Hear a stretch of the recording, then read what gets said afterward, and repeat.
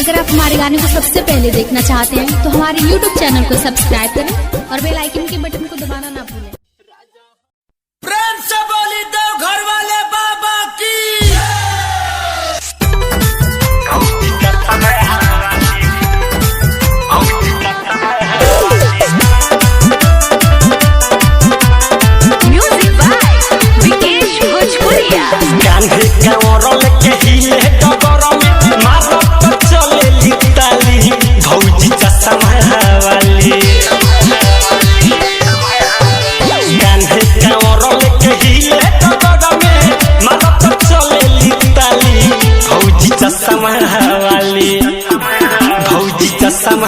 वाली जल ढार देव घर जाली भौजी चश्मा वाली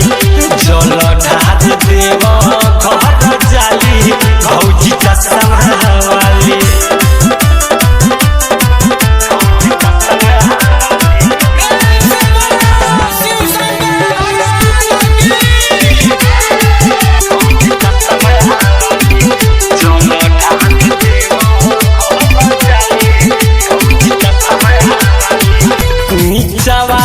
सोहरेला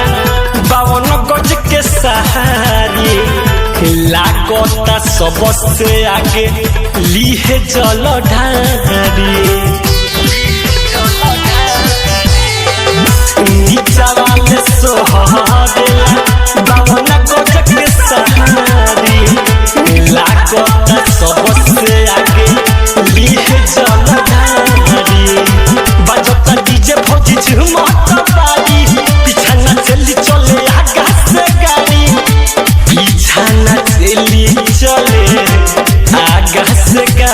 कठिन डगर में बोल बम बोल के कहेली चलो हाली हाली भौजी चश्मा वाली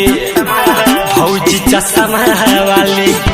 जल ढार देव घर जाली भौजी चश्मा वाली जल ढार देव घर जाली भौजी चश्मा वाली।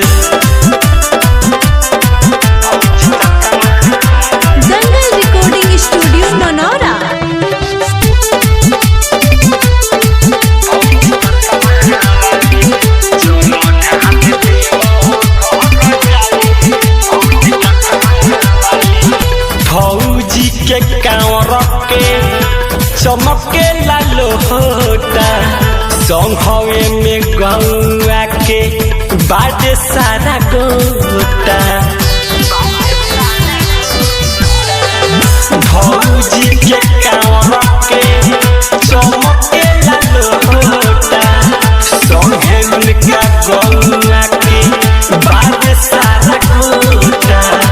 जतारी कंगन पहिरी के हाथे राइटर यमन सरकार के साथे मनीष यमन सर कार के साथे बिकिरा जब भौजी बाड़ी पहिनले गरावा में मल काली काली भौजी चश्मा वाली